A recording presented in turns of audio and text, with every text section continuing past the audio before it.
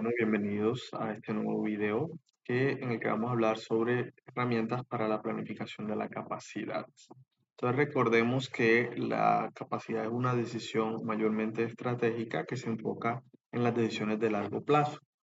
Estamos hablando de que pues hay que alinear esa planeación de la capacidad a los objetivos de largo plazo de la organización y a las metas de mercado globales. Las decisiones de planeación de la capacidad son muy importantes, puesto que usualmente las inversiones de capital suelen ser muy importantes y además tenemos que pues ser muy conscientes de haber pronosticado bien nuestra demanda para poder realizar un buen análisis de los posibles escenarios que pueden darse en el futuro. También es importante incorporar flexibilidad en las estimaciones, dado que, pues, al ser un mercado cambiante, por ejemplo, si estamos en el proceso de inicializar una nueva operación o de expandir la que tenemos actualmente, vamos a tener que incurrir en tal vez aumentos o si hay alguna contracción del mercado, reducir nuestra capacidad. Aquí las preguntas claves son, bueno, ¿cuándo hacer esos aumentos o cuándo hacer esas decisiones de planeación de la capacidad? Y tenemos varios momentos claves. Primero, el inicio del negocio. Segundo, ante una inminente expansión. O tercero, ante cambios en la demanda proporcionados, por ejemplo, por el crecimiento o decrecimiento en las ventas de cierto producto o servicio. El dónde hace referencia a, más que todo, decisiones de localización. Estamos hablando de que vamos a abrir una nueva facilidad, una nueva fábrica o una nueva operación en donde vamos a localizar esa nueva instalación. Y pues, una de las cosas más importantes es en cuánto vamos a aumentar o esa nueva fábrica o esa nueva operación que estoy abriendo, de qué tamaño debe ser.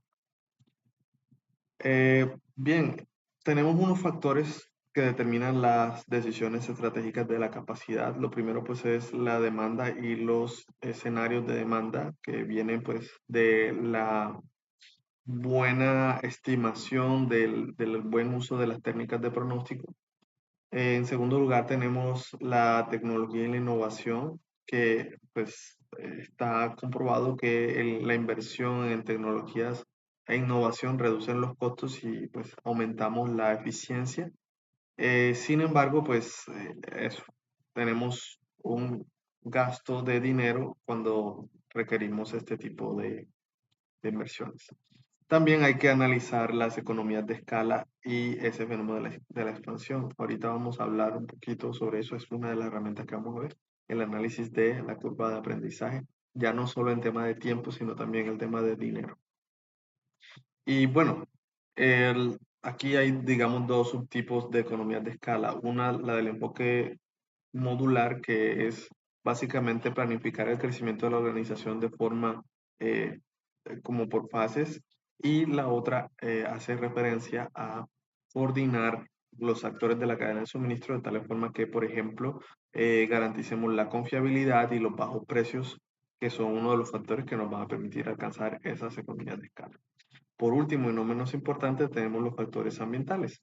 Hay que considerar qué tan grande va a ser nuestra operación y cuáles son los impactos ambientales y obviamente las regulaciones apropiadas para alcanzar pues un nivel apto de operación sin sacrificar el tema ambiental.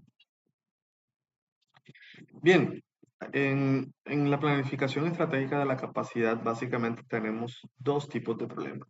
Uno, el de la determinación de la capacidad inicial, que básicamente hace referencia a las condiciones en las que voy a abrir esa nueva operación, cuánto, en dónde va a ser, pero mayormente cuánto, cuál es la dimensión de la capacidad de producción de esa nueva instalación. Y eh, el otro tipo de problemas es cuando tenemos una operación en marcha y ya sea por cambio en la demanda o por alineación a los objetivos organizacionales, queremos aumentar ese tamaño de operación. Entonces aquí tenemos tres herramientas que son las que vamos a tratar en este video, que nos van a permitir a nosotros hacer esos análisis. El primero de ellos es un clásico de la gestión de proyectos o del análisis financiero, que es el análisis del valor presente neto. Entonces vamos a mirar básicamente la proyección de la generación de ingresos de esas alternativas de capacidad. A lo mejor queremos desinvertir en una nueva maquinaria. Lo que llamamos los big jumps hace referencia a que los saltos de capacidad son grandes, ya sea porque estamos abriendo una nueva operación o porque la expansión en la que estamos haciendo actualmente es de tamaño considerable y va a impactar de forma estratégica a la organización. En un segundo lugar, vamos a tener el análisis de las curvas de aprendizajes y su cruce con las economías de escala. Tenemos en cuenta que pues a medida que hagamos más repetidamente las cosas y las hagamos mejor, pues ese costo por unidad y ese tiempo por unidad invertido va a ser reducido. Y por último, tenemos el análisis de las expansiones dinámicas. En este caso vamos a hablar de expansiones ya en menor medida que van a impactar la operación eh, tal vez en una cantidad menos considerable que las otras dos. Y básicamente, digamos que esto es como lo más estratégico, esto sería como lo más táctico y esto está en la mitad. Me sirve para hacer un análisis, por ejemplo, de si necesito hacer una expansión dinámica o una expansión grande. Vamos con el primero y veámoslo con un ejemplo. Entonces tenemos una empresa que actualmente produce 100.000 unidades al año y tiene una demanda de 90.000 unidades al año. Entonces tienes capacidad de sobra. Sin embargo, se espera un crecimiento del 10% por año. Es decir, que al quinto año la capacidad actual va a ser insuficiente, puesto que vamos a alcanzar esta cantidad de unidades demandadas. Entonces tenemos varias opciones. La primera es expandir la capacidad actual. Vamos a suponer que eso nos cuesta 20 millones y eso aumentaría la capacidad hasta 150.000. Recordemos que la capacidad actual es de 100.000, tendríamos un 50% sobre la capacidad actual. La implementación pues va a tardar 18 meses. Tenemos un análisis aquí de los pros y los contras. Tenemos un costo bajo, una implementación relativamente rápida y tenemos una escalabilidad, sería un aspecto negativo, a solo 50.000 unidades. Recordemos que la proyección al año 5 es de 145.000 unidades, con lo cual esta mejora estaría cerca de ese límite y nos quedaríamos sin capacidad, por ejemplo, para crecer. Una segunda alternativa sería implementar una nueva planta. Hablamos de una inversión mucho mayor, esta vez de 50 millones, y eso aumentaría la capacidad a 200.000 unidades al año. Entonces tenemos como pros una gran capacidad y mayor escalabilidad. También pues al hacer una nueva planta pues podríamos incorporar la más reciente tecnología para la eficiencia. Lo malo pues es el alto costo y el tiempo prolongado de implementación. Bien, entonces para elegir cuál de las dos alternativas es la mejor, vamos a tener en cuenta estos datos adicionales. Entonces vamos a considerar una utilidad de $150 por unidad, que es el resultado pues, de este ingreso que es $500 por unidad menos los costos variables. Y vamos a tener unos costos fijos que si mantenemos la operación como está, solamente ampliándola, vamos a mantener un costo fijo de 10 millones al año, porque no tenemos un nuevo segundo impuesto predial que pagar, un nuevo arriendo que pagar y demás. Pero si nos abrimos una nueva planta, pues vamos a duplicar estos costos fijos, llegando hasta 20 millones. Para poder hacer el cálculo del valor presente neto, tomamos en cuenta como tasa de descuento el 15%, que es un valor bastante acorde a la evaluación de inversiones. Aunque también se puede utilizar un 10%, que también es un valor común. Pero en fin, para considerar este proyecto, digámoslo, rentable, vamos a tenerlo en cuenta un valor presente neto basado en una tasa de descuento del 15%. Entonces, con estos datos proyectamos los flujos de caja. vamos a tener en cuenta, y aquí hago un gran disclaimer, y es que vamos a proyectar los flujos de caja operando a la máxima capacidad. Esto no es coherente con el enunciado del ejercicio que nos dice que hay una demanda. Entonces, como ejercicio se los dejaré al finalizar el ejemplo, proyectar los flujos de caja, pero a través de la demanda, no a través de la capacidad, ¿sí? Porque esto que estamos haciendo ahora mismo es sobreestimar los flujos de caja. Y teniendo en cuenta la demanda, que la demanda pues está un poquito por debajo, recuerden que la demanda inicial es de 90.000 unidades, y teniendo en cuenta los plazos de las alternativas, recordando que, por ejemplo, en la primera alternativa tenemos 18 meses de implementación y en la segunda tenemos 3 años de implementación, entonces los análisis nos van a dar diferentes. ¿Ok? Les recuerdo ejercicio para hacerlo en casita. Entonces, vamos a calcular los flujos de caja operando a la máxima capacidad. La primera alternativa me permite producir hasta 150.000 unidades al año y eso lo multiplico por esa utilidad neta unitaria que es 150, dándome 22.500.000 al año.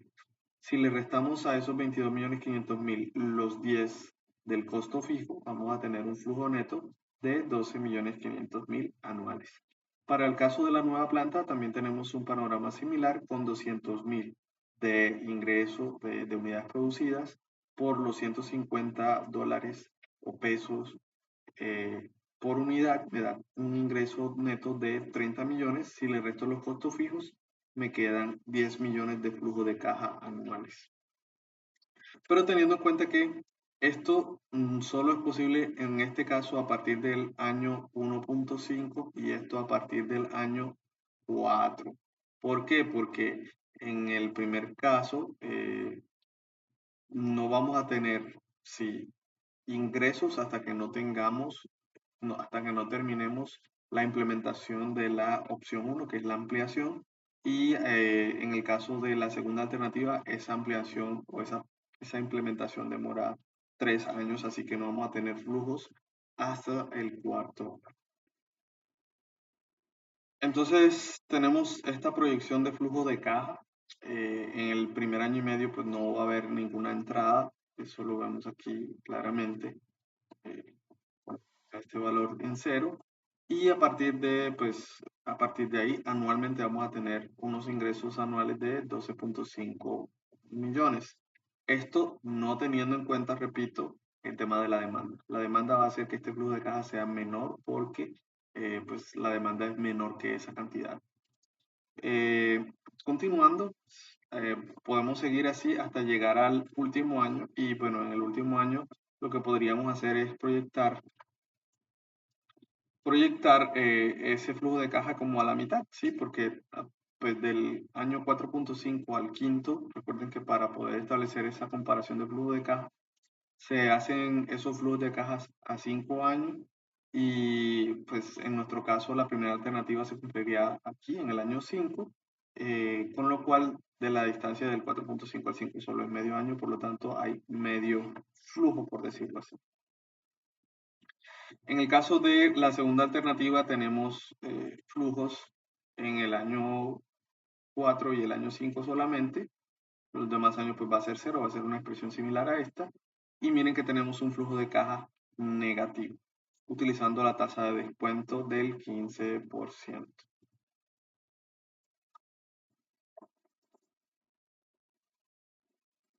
Como conclusión, tenemos que la primera opción pues es más atractiva porque tiene un flujo de caja positivo.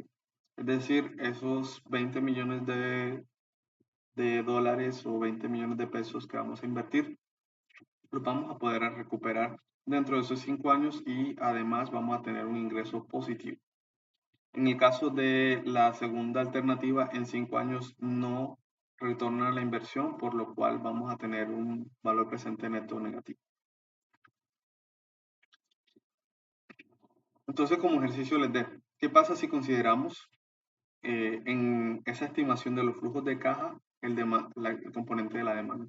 Sabemos que la demanda crece a un ritmo del 10%. Ahora como ejercicio les dejo. ¿Qué pasa si en vez de estimar esos valores de flujos de caja, utilizando la capacidad, le incorporamos el componente de la demanda. Esto va a hacer que nuestros ingresos no sean tan superestimados, sino que sean un poco más realistas.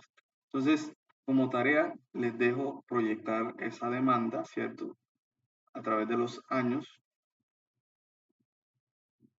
¿sí? Entonces, en el año cero, estamos en el año actual, 90.000. Empezamos a proyectar, aquí es donde se hace la inversión inicial. Y bueno, en el año uno, pues ya van a ser 99.000. Y bueno, ¿cuál es el flujo de caja? El flujo de la opción uno y el flujo de la opción 2.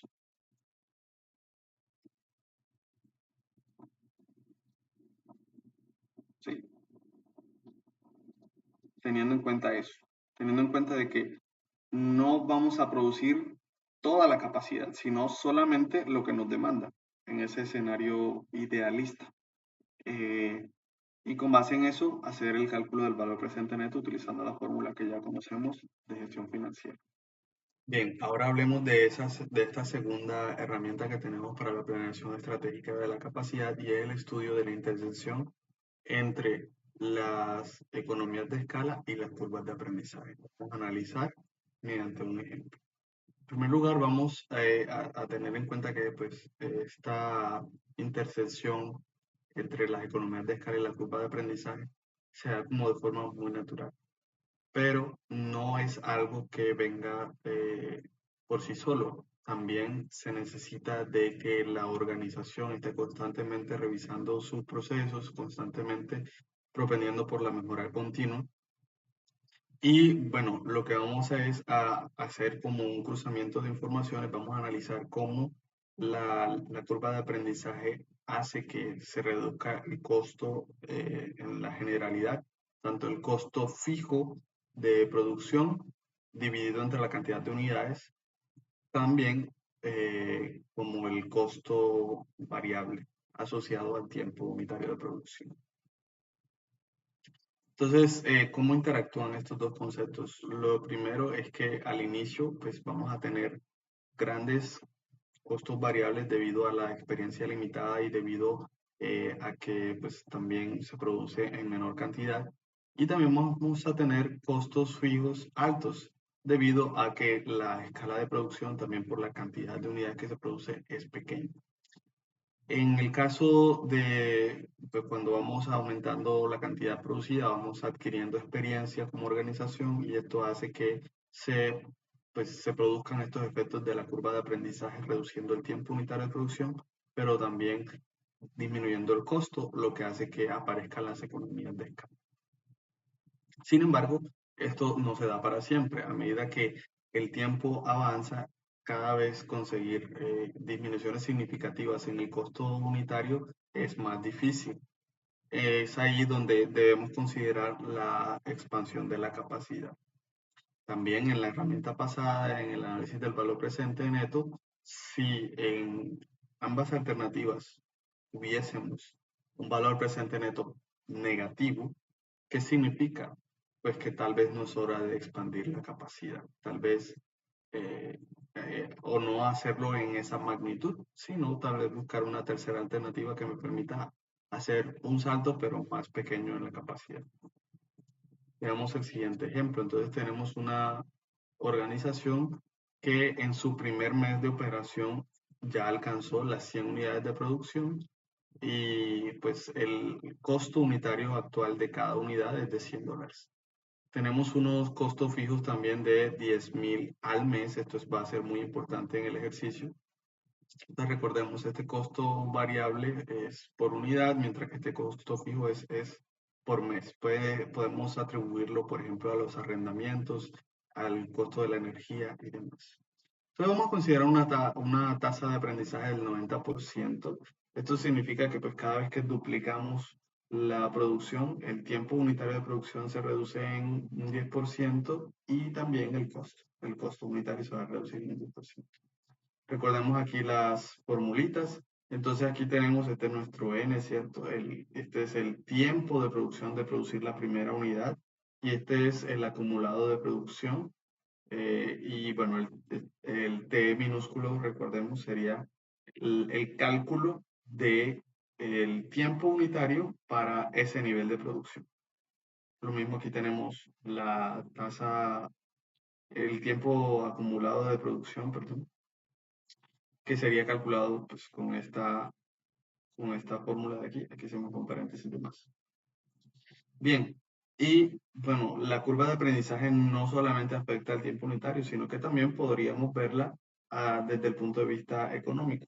Entonces, podríamos calcular un nuevo costo unitario si lo asociamos directamente a esa disminución en el tiempo unitario de producción, utilizando también la misma expresión. En vez de colocar K aquí, o sea, en vez de colocar el tiempo de producción de la primera unidad, podríamos tener el costo de producción de la primera unidad y pues ese costo lo iríamos reduciendo en esta proporción con base en el aprendizaje. Entonces, calculando, por ejemplo, para el caso del tiempo unitario de producción, podemos obtener ese tiempo de producir la primera unidad utilizando, por ejemplo, el tiempo acumulado hasta ese momento. Entonces, sabemos que 100 unidades las alcanzaron a producir en un mes. Entonces, esto de aquí es un mes, ¿cierto? Y desconocemos esto, desconocemos cuánto fue el tiempo de producir la primera unidad. La tasa de aprendizaje marginal la obtenemos utilizando la formulita que ya conocemos. En este caso nos da 0.152 y sustituimos y despejamos. Aquí nuestro n serían 100 unidades, el t sería un mes. Entonces, nada, despejamos de aquí. Este 1 menos b pasa por acá a multiplicar y toda esta expresión que está multiplicando pasa a convertirse en el denominador. Sustituimos y bueno, resulta que la primera unidad tardó en ser producida aproximadamente en 0.0174 meses. Eso en un mes laboral de 26 días, trabajando turnos de 8 horas, es más o menos 0.45 días o 3.6 horas. Entonces, supongamos que se duplica la producción. ¿Qué pasa al duplicarse la producción? Pues vamos a calcular el costo nuevo.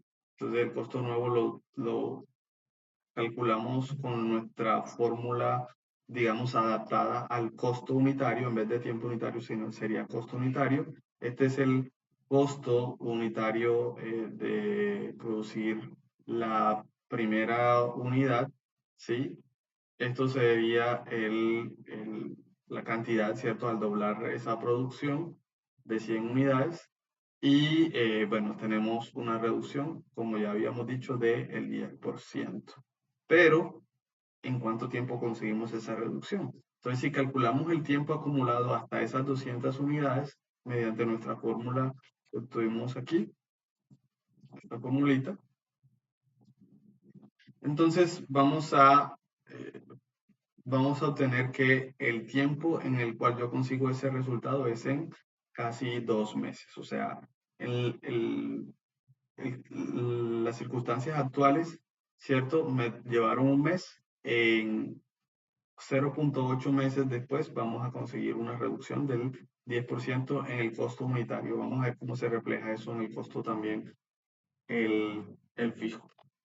Si dobláramos nuevamente la capacidad, sí, si dobláramos nuevamente esa cantidad de unidades producidas, solamente con curva de aprendizaje, sin invertir en mayor maquinaria, en capacitaciones o en ampliar solamente curva de aprendizaje. Entonces, luego de, miren, 3.28 meses, yo conseguiría nuevamente una reducción del 10%, ¿cierto? Bajando esto en 9 unidades, me quedaría en 81 dólares. Ahora analicemos las economías de escala. Entonces, en el primer mes ya sabemos que tenemos 10.000 de costo por mes. Entonces, si yo quiero obtener eso por unidad, sí, eh, pues miro la producción mensual. Entonces, esas 100 unidades las produje en un mes y divido esos 10.000 entre el número de unidades de ese mes. Y eso pues me da un costo fijo mensual para el primer mes de 100. Si eso lo sumo a los 100 que pues tengo en ese primer mes, tengo en total 200 de costo total unitario. En el segundo caso, lo que tenemos es que, bueno, tenemos los mismos 10.000, ahora produzco 200 unidades, pero en esta cantidad de meses. Entonces obtengo la cantidad de unidades por mes, dividiendo esto entre esto, y obtengo una reducción de, eh, sí, casi el 10%. Tenía antes un costo fijo de 100 por unidad, ahora tengo un costo de 90,82 por unidad. Al sumar, pues tengo 180,82, lo cual me reduce, miren, en casi un 10%, ¿sí? Un poquito menos del 10%, esa, ese costo total por unidad. En el caso del escenario 3, en el que duplico otra vez la producción, nuevamente, ahora divido los 10.000 entre los 400 y aquí me faltó colocar el tiempo que tardamos, que es 3,28, pero el resultado sí es ese. Entonces, esto por 3,28 y nosotros hacemos este cálculo, dividimos esos 10.000 entre esto y nuevamente hay mejoras. Pasamos de 90,82 a 82,15.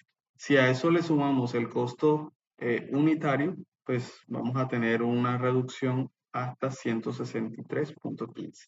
Pero recuerden, hay que tener en cuenta el tiempo. Si nosotros seguimos proyectando este patrón, fíjense que al duplicar aquí en esta primera columna, vamos duplicando y duplicando y duplicando la producción, pues obviamente el costo fijo va a irse reduciendo, el costo variable va a irse reduciendo. Recuerden que este está atado a la curva de aprendizaje y este es una simple consecuencia también de la curva de aprendizaje, pero al dividir ese costo que es fijo, los 10.000, entre la cantidad de unidades que puedo producir por mes. eh, Promediando, ¿no? Claro está. Si yo sumo estas dos, aquí me da el costo total. Entonces, miren que el escenario de referencia es que pues, nos gastamos 200 por unidad digamos, en el primer lote de 100 unidades. Cuando ya llego a las 200 unidades, consigo una reducción de 180 y eso lo hago en casi 2 meses. Sin embargo, para poder nuevamente duplicar esa producción, ya me voy a tardar 3 y poco meses y nuevamente consigo mejoras significativas. Pero ¿qué va a suceder? Que a medida que avanzamos para duplicar la producción, pues se nos hace más difícil. ¿Por qué? Porque vamos a necesitar de más tiempo. Entonces las mejoras a nivel de curva de aprendizaje van a ser menores. Lo podemos ver con esta métrica aquí, que es básicamente calcular cuál es la diferencia del costo total unitario, o sea, este de aquí menos este de aquí, y lo dividimos entre este valor. Y bueno, para el segundo mes se consigue una mejora de un 5,83% por mes. Pues obviamente solamente ha pasado 0,8 meses a partir del mes 1. Entonces esa mejora es bastante significativa. En el caso del segundo mes no, de la segunda duplicación de la producción, ya han pasado 3 meses, un poquito menos de 3 meses, pero también miren que tenemos una, una mejora en porcentaje también significativa, un 3% por mes hasta ese momento. Ya a partir de la producción de 800 unidades, como ya nos toma casi 6 meses llegar a ese punto, pues esa mejora se va diluyendo. Ya llegamos solamente a un 1% por mes y bueno, a partir de las 3.200 unidades ya no aumentamos sino un 0%, un 0,5% por mes. Por lo tanto, a partir de esto se da en el mes 19. Entonces podríamos decir que después de año y medio, la curva de aprendizaje ha dejado de surtir el efecto que inicialmente tenía. Obviamente también, sí, esa es la primera observación. cada vez los efectos de la curva de aprendizaje son más lentos y hay que tener en cuenta eso, sobre todo esta métrica del tiempo gastado hasta ese momento es muy importante para saber en qué punto de la curva estamos y también si es necesario una ampliación de la capacidad. También cabe resaltar que estos aumentos de la productividad no son gratuitos. Esto requiere de una inversión, por ejemplo, en capacitaciones, requiere de estar propendiendo continuamente por mejorar el proceso, o sea, el ciclo Deming aquí, como quien dice, a tope, mejora continua a dos manos. Si eso, si la organización no logra esa mejora continua, pues los efectos de la curva de aprendizaje van a ser más retardados.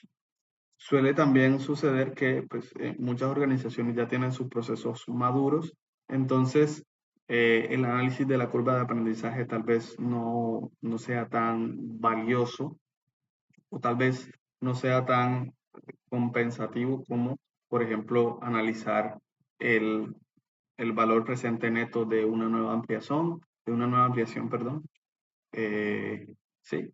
O eh, hacer un análisis de la expansión dinámica de la capacidad, que es el cierre de este video.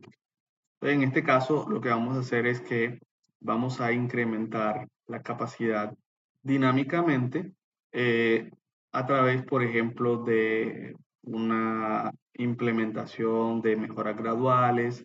Eh, la clave aquí es conservar la flexibilidad para, pues, poder fluctuar en los patrones de la demanda.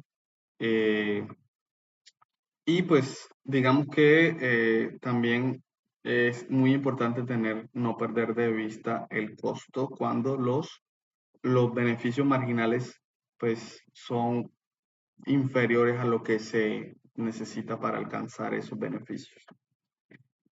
Factores a considerar nuevamente, ¿cierto?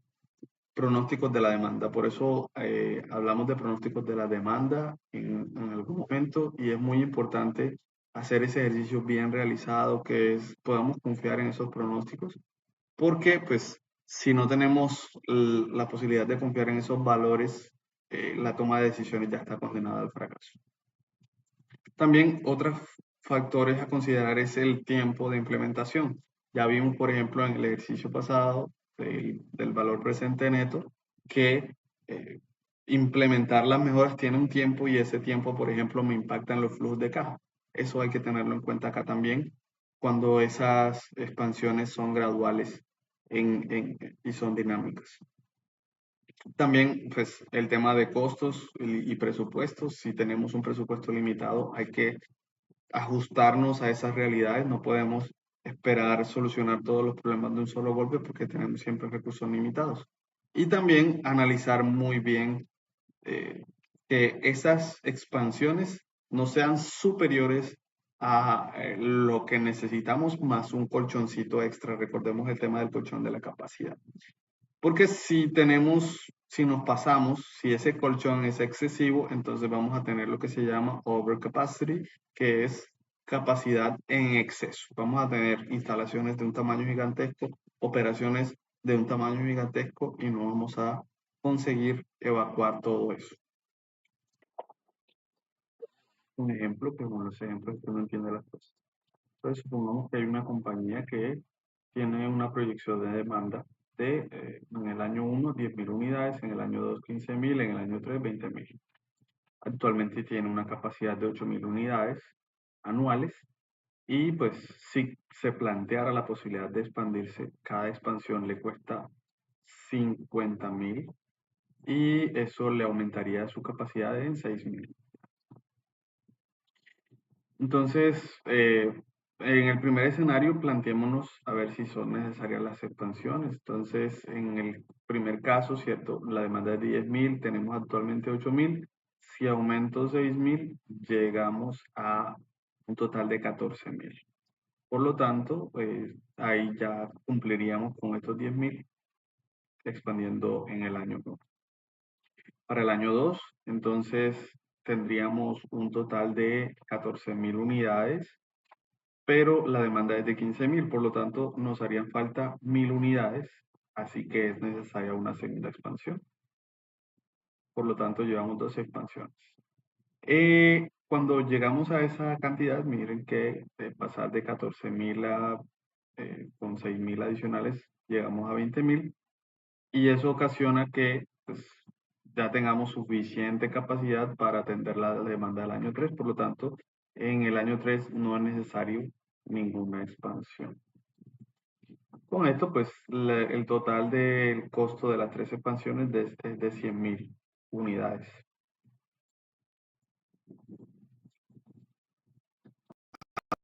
La pregunta es, ¿qué pasa si atrasar la expansión me beneficiara? Si en vez de hacer la expansión este año, yo la retraso para el año siguiente. ¿Es eso una mejor alternativa que hacerla este año? Para resolver el dilema, veamos el mismo ejemplo anterior y supongamos que hay una mejora en el costo del 10% si atrasamos la expansión o un año. Pero al no expandirnos, al atender con la capacidad que tenemos actualmente, incurrimos, si por ejemplo fallamos en atender la demanda, en un costo de $4 por unidad. Entonces la pregunta es, si me retraso en la demanda por causa de no haberme expandido e incurro en esta pérdida, ¿debería o no hacerlo? Veamos el análisis de costo. Expandir en el mismo año, pues me cuesta 50.000. Si yo dejo esa decisión para el año siguiente, entonces me ahorro 5.000 y el nuevo costo sería 45.000. Pero con eso, ¿qué sucede? Que pues nos quedaríamos en 8.000, la demanda es 10.000, esta es la demanda, entonces tenemos ahí un desencuentro de 2.000 unidades que dejaríamos de atender. Cada unidad, como me cuesta 4, entonces al multiplicar tengo un costo de 8.000 por no atender la demanda. Recuerden que estos costos son como los costos de oportunidad. En realidad uno no los ve, pero ahí están. Y son necesarios para tomar buenas decisiones en la planeación de operaciones. Entonces tomamos estos 45.000, los sumamos con estos 8.000, nos da un costo total de 53.000, que es superior a el costo de ampliar ese mismo año. Por lo tanto, la mejor alternativa es ampliar ese mismo año. Ahora, ¿qué pasa para el año 2? Supongamos que se mantiene el descuento del 10% en el retraso de la ampliación y también tenemos el mismo costo si no atendemos la demanda por unidad. ¿Conviene ampliar en el año 2 o conviene esperar al 3? En este caso, partimos del hecho de que ya se amplió en el año 1, es decir, que tenemos actualmente una capacidad de 14.000, la demanda es de 15.000, entonces aquí los faltantes son de 1.000 unidades. El mismo análisis aplica acá. Tenemos que si expandimos este año nos cuesta 50.000, si expandimos el año que viene nos ahorramos 5.000, pero dejamos de atender 1.000 unidades. Por lo tanto, pues al multiplicar estas 1.000 por 4, que es lo que yo pierdo por no atender esa demanda, nos queda un total de 4.000 unidades. Esas 4.000 unidades, si las sumamos con esta 45.000, nos da un costo de 49.000. Versus el costo de 50.000 si ampliamos, claramente hay una reducción de $1.000 o pesos o la unidad monetaria que estemos analizando. Por lo tanto, es una mejor alternativa retrasar esa ampliación de la capacidad, aunque incurramos en algunos faltantes. Obviamente este análisis es miope porque no estamos considerando aspectos como el deterioro de la imagen corporativa y pues costos adicionales que pues se escapan del alcance del ejemplo, pero muestra muy bien cómo esos análisis de en qué momento deben hacerse esas expansiones dinámicas de la capacidad deben hacerse.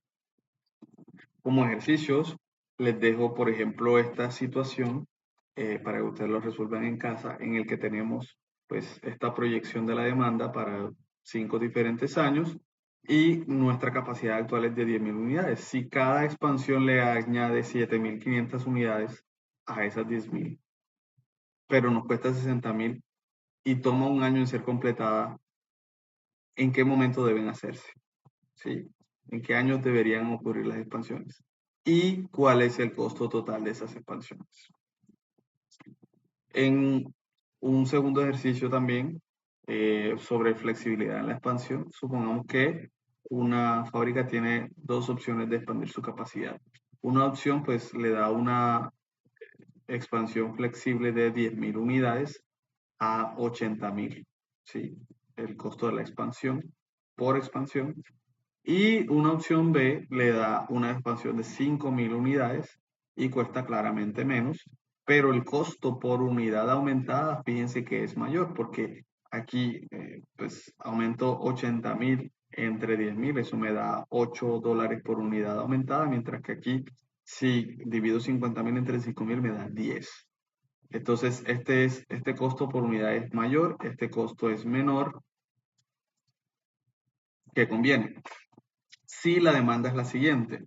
Entonces tenemos el primer año es 8.000, el segundo año es 12.000, el tercer año es 16.000 y el cuarto año es 18.000. Actualmente hay 5.000 unidades. Entonces, eh, el ejercicio pues les pide evaluar cuál es la mejor alternativa en costo eficiente y pues considerar esa flexibilidad en la capacidad. Dejamos por aquí este video, espero que les haya gustado. Está un poquito larguito, creo que me quedó largo. Sin embargo, creo que se visibilizaron muy bien las tres herramientas que tenemos a nuestro alcance para tomar decisiones de planeación de la capacidad. Recordemos, análisis del valor presente neto, análisis de la curva de aprendizaje y economías de escala y análisis de las expansiones dinámicas de la capacidad. Eso sería todo por hoy. Muchas gracias.